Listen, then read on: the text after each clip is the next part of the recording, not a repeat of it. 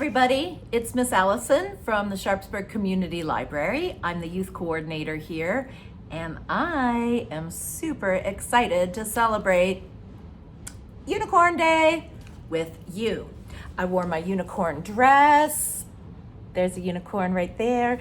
And I have a unicorn story and a unicorn art project for you.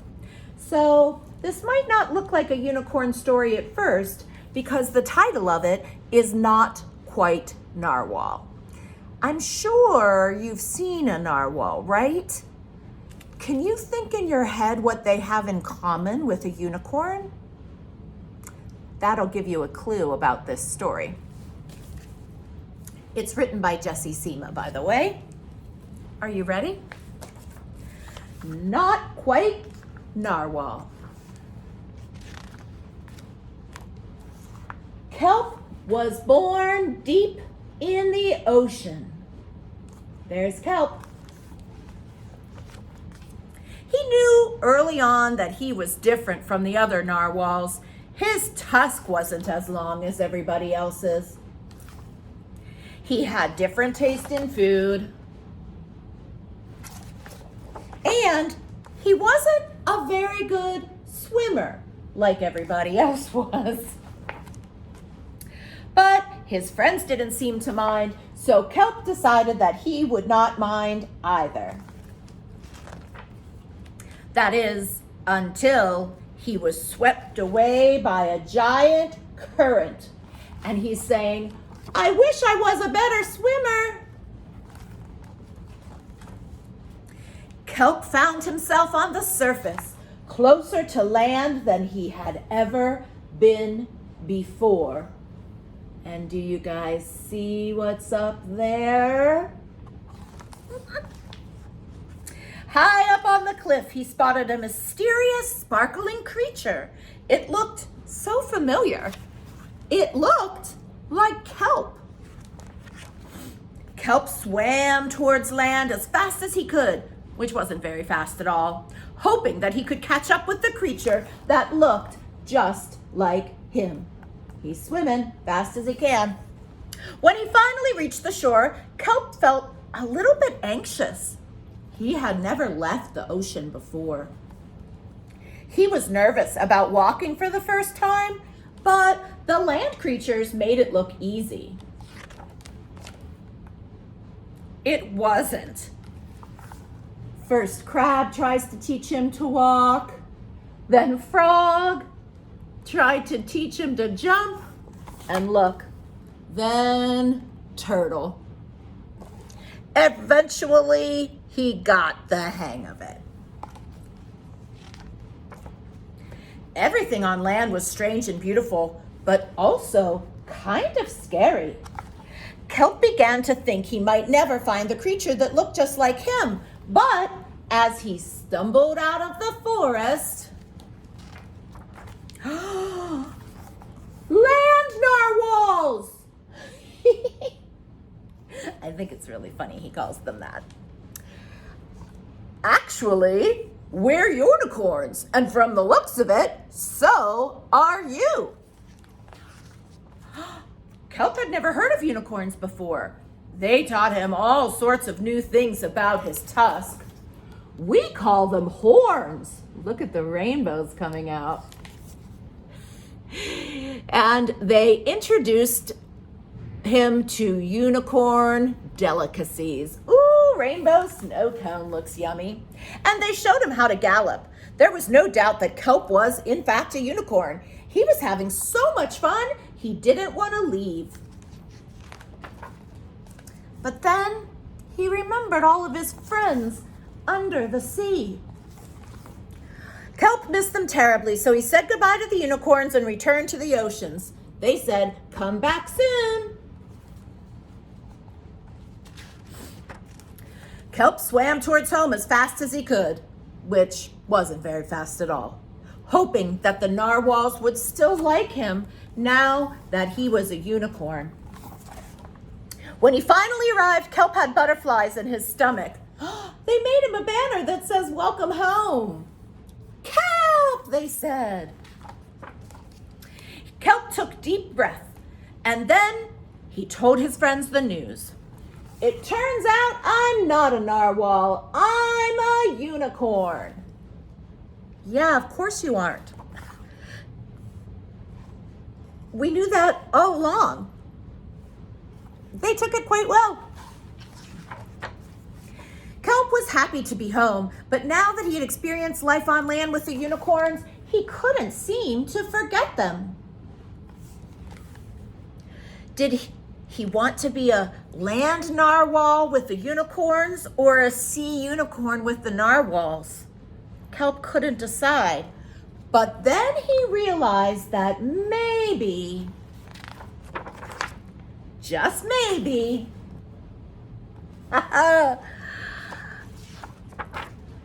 he didn't have to choose. Take a minute to look at this illustration in the book. Oh my gosh, there's so many fun things going on. All of the creatures having a good time together. The end.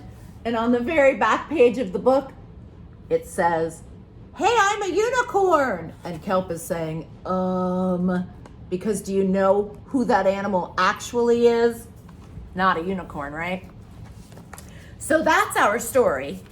And maybe after you listen to this story, you can break into your unicorn craft. Now, I think we would all agree that the thing that makes a unicorn is the horn. So in your bag, I've given you the materials to make a unicorn mask. Make sure when you get your bag out, you shake it out to get everything out of it, because there's some tiny sparkly things in the bottom. Now you might need a pair of scissors and a glue stick, but it depends on how you decide to create this mask. So the first thing you'll notice is that, oops, I forgot mine. Sorry. The first thing you'll notice is that you have a mask, but right now it's an extremely boring mask. It's just plain, and it doesn't really look particularly like a unicorn. It definitely needs a horn. Now you might be thinking, I don't know if I can make a unicorn, but look at my unicorn horn. It's basically a shape that you already know. What shape is it? A triangle. It's just kind of a long, skinny triangle. So in your bag, you have a lot of things to make this mask way more exciting and to make it look like a unicorn. I guess because I started with the horn, you might want to start with the horn too. Maybe you want to make the horn out of the shiny metallic paper I included. If that's the case, just like I said, you'll want to cut it into a long, skinny triangle. And it doesn't matter if it's perfect. I don't think anybody's going to complain. Then if you put a little bit of glue on it, you can start by sticking that to your mask, and I think I already look more like a unicorn, don't I? But if you find that your horn is kind of floppy or curly and not staying up straight, that is why I included a popsicle stick. You can put a whole lot of glue on the back of your popsicle stick and glue it behind your horn to help it stand up straight. Just like that. Now, my horn is not so floppy when it's on my face, but maybe you don't want to use the metallic paper for your horn, or maybe you don't have a glue stick at home. That's why I included this cool stuff. You have 3 pieces of it, and it has a shiny side and a not so shiny side. The shiny side has glue on it, so you could make your unicorn horn out of this. I'm going to cut this stuff into a skinny triangle again, and then the shiny side, you can just lick it to stick it to your mask. So that's what you can do if you don't have glue. Now this is still kind of plain, so start to explore the other things in your bag. I gave everybody some of this unicorn foam Okay, it's not unicorn foam, it's glitter foam, but I feel like a unicorn mask really needs glitter. So I'm cutting this piece in half and I'm putting a piece of it on each side of my mask. That's called symmetrical when it's the same on both sides, but you don't have to make yours the same on both sides. But I like it already with some sparkles on it. Now I'm gonna use this purple lick and stick tape, and watch what I'm gonna do. I'm gonna fold it in half, and then I'm gonna fold it in half again. And then I'm going to cut a heart. But since I folded it so many times, I won't have one heart. I'm gonna have 1, 2, 3, 4 hearts. So I'm gonna put those on my mask next. Remember, lick the shiny side. If you're not comfortable licking it because it tastes not great, then you could use a sponge with some water on it, and you could do that. And by the way, there's other things you could make your horn out of. Sometimes grown-ups get something called junk mail, which is mail that comes in the mailbox and you don't really want it. But sometimes it can have pretty pictures and shiny paper, so you could cut a horn out of that. Or if you run a really shiny horn, maybe a grown-up will let you use some aluminum foil from the kitchen. There, now I added my 2 pieces of glitter foam and my 4 hearts. Now, I gave you some other glitter foam so you can add that too. I have a blue piece here. I'm going to cut it into a smaller triangle and add it to my horn for just a little fancy business. Like that. And there's another piece of foam too. I don't think I'm going to use my glitter foam, but oh, back to this blue paper. Even though I had cut a horn out of it, I still have more of it. So I'm going to fold it in half because we learned that's how you make more than one of something. And now I'm going to cut out some blue metallic hearts to add to all the purple hearts. When you do lots of the same shape, it's called a pattern. So I've sort of made a pattern of hearts on my mask, but you don't have to make a pattern at all. In fact, you don't have to glue things or stick things on your mask. You could use your favorite markers and draw on it, or even your favorite crayons.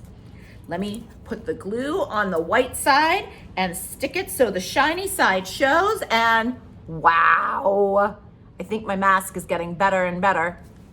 The last thing you'll find in your bag, it's kind of hard to show you on the camera, there's lots of little shiny sequins. So you can also add some shiny sequins to your mask if you have a glue stick. Okay, I just added one in the middle to show you. Hold on, it doesn't want to stick right away. Sometimes you have to be a little bit patient when you're making art.